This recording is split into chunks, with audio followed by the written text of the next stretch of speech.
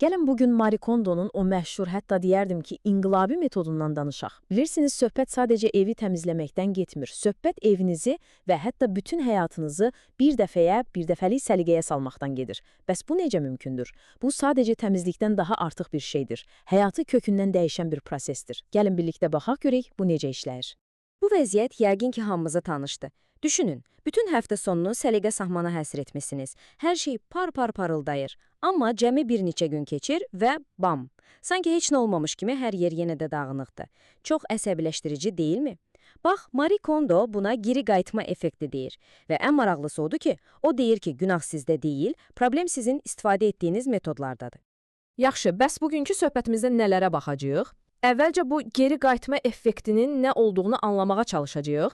Sonra görəsən niyə bizim adi səliqə sahman cəhdlərimiz çox vaxt boşa çıxır, ona baxacağıq və əlbəttə KonMari metodunun özünə keçəcəyik. O məşhur sevinc qığılcımı testini öyrənəcəyik və sonda bütün bunların həyatımızı necə tamamilə sıfırlaya biləcəyini görəcəyik. Yaxşı, başlayaq. Birinci mövzumuz geri qayıtma effekti, yəni o sonsuz dağınıqlıq dövranı. Gəlin, əvvəlcə bu problemin kökünə enək. Görək bu nə deməkdir. Deməli, tərifə baxsa, bu sadəcə evi səliqəyə salandan qısa müddət sonra hər şeyin yenidən dağılmasıdır. Amma burada əsas məsələ nədir bilirsiniz? Kondo deyir ki, bu sizin tənbəlliyiniz və ya bacarıqsızlığınız deyil. Yox, bu sadəcə olaraq səhv metodları istifadə etməyimizin nəticəsidir. Çünki düzünü desə heç kim bizə bunu düzgün şəkildə öyrətməyib. Yəni bir sözlə problem bizdə yox, yanaşmamızdadır. Bəs niyə uğursuz olur? Niyə bizim səylərimiz hədər gedir? Bax, bu bölmədə bunu aydınlaşdıracağıq. Və cavab sizi təəccübləndirə bilər. Problem sizdə deyil, problem metodun özündədir. Hətta bizə məntiqli görünən qaydalar var ha, məhz onlar işləri xorluyur. Gəlin bir baxaq, bizə həmişə nə deyilib? Məsələn, hər gün biraz təmizlik et, yığılıb qalmasın. Qulağa məntiqli gəlir, elə deyilmi? Amma Kondo deyir, qətiyyən yox. Səliqəni bir dəfəyə tam şəkildə etməlisən. Və ya başqa bir mif. Gəl, bugün yataq otağını yığışdıraq. Kondo isə deyir ki, otaq yox, kateqoriya üzrə getməlisən. Yəni bütün paltarları bir yerə, bütün kitabları bir yerə. Və ən böyük səhvimiz dərhal gedib yeni saxlama qutuları almaq. Halbuki əsas məsələ əvvəlcə lazımsız hər şeyi həyatımızdan çıxarmaqdır. Yəni bütün bunların gəldiyi nəticə odur ki, səliqə saxman əslində bir bacarıqdır. Bu bizə anadan gəlmə verilən bir şey deyil. Biz bunu özümüz oradan-buradan gördüklərimizlə öyrənmişik və təbii ki, çox vaxt da səhv öyrənmişik. Düşünün bir, məktəbdə bizə nə qədər fərqli şeylər öyrədirlər. Amma həyatımızın bəlkə də ən fundamental hissəsi olan evimizi necə səliqəli saxlamağı heç kim öyrətmir. Biraz qəribədir, elə deyilmi? Yaxşı, bu qədər problemdən danışdıq, bəs həll yolu nədir? Budur, gəldik KonMari metoduna. Bu metodun əsas fəlsəfəsi budur. Səliqə saxman hər gün təkrarlanan bezdirici bir iş deyil. Xeyr, bu həyatınızda yalnız bir dəfə etdiyiniz böyük, hətta deyərdim ki, xüsusi bir mərasimdir. Gəlin bu metodun əsas addımlarına baxaq. Birincisi və ən əsası, tam qərarlı olmalısınız. Yəni, biraz yığışdırım, yox. Mən bu işi bugün başlayıb tamamilə bitirəcəyəm deməlisiniz. İkincisi, gözünüzü yumun və ideal həyatınızı təsəvvür edin. Səliqəli evdə nə edəcəksiniz? Bu sizin motivasiyanız olacaq. Üçüncüsü və bura diqqət edin, bu çox vacibdir. Əvvəlcə hər şeyi atın. Atma prosesi tam bitmədən bir dənə də olsun əşyanı yerinə qoymağa başlamayın. Ən böyük səhv budur. Və dördüncüsü, dediyimiz kimi, otaq yox, kateqoriya gedin. Yaxşı, bəs hansı ardıcıllıqla? Bunun da bir qaydası var. Birinci, geyimlər.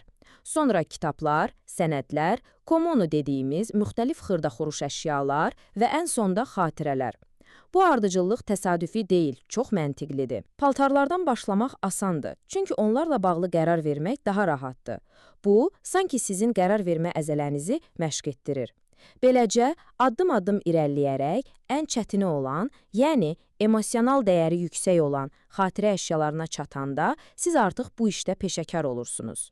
Yaxşı, əsas suala gəldik. Nəyin qalıb, nəyin gedəcəyinə necə qərar veririk? Yüzlərlə əşya var axı. Cavab çox sadədir. Bu, KonMari metodunun ürəyidir. Onun sehridir. Sizə lazım olan yeganə bir meyar var. Və bu meyar budur. Hər bir əşyanı əlinizə alırsınız, ona toxunursunuz və özünüzdən soruşursunuz. Bu mənə sevinc verirmi? İçimdə bir qığılcım yaradırmı? Bax bu qədər. Bəlkə gələcəkdə lazım olar. Bunu atsam pulum heyf olar kimi, bütün o beynimizi məşğul edən sualları unudun. Yeganə sual budur. Və bu, psixoloji olaraq çox güclü bir şeydir. Çünki artıq itirməkdən yox, saxlamaqdan, həyatınıza daxil etməkdən danışırsınız. Fokus neqativdən pozitivə keçir.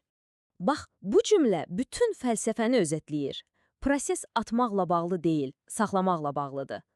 Həyatınıza nəyi daxil etmək istədiyinizlə bağlıdır. Yəni, siz zibilləri təmizləmirsiniz, əksinə özünüzə xoşbəxtlik və sevinç gətirən əşyalardan ibarət bir həyat qurursunuz. Bu, neqativ bir təmizlik deyil, tamamilə pozitiv bir seçim prosesidir. Yaxşı, evi səliqəyə saldıq. Bəs sonra? Niyə bu metoda həyatı dəyişən deyirlər? Çünki əsl möcüzə bundan sonra başlayır. Söhbət sadəcə səliqəli rəflərdən getmir. Söhbət sizin beyninizdə, sizin həyatınızda baş verən o böyük sıfırlanmadan gedir.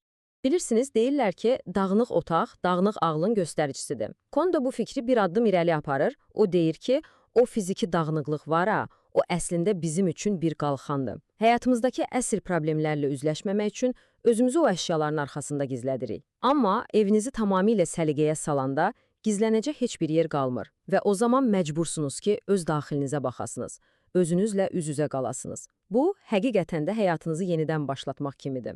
Və bunun təsirləri bəzən inanılmaz olur. Baxın, Kondonun müştərilərindən biri nə deyir?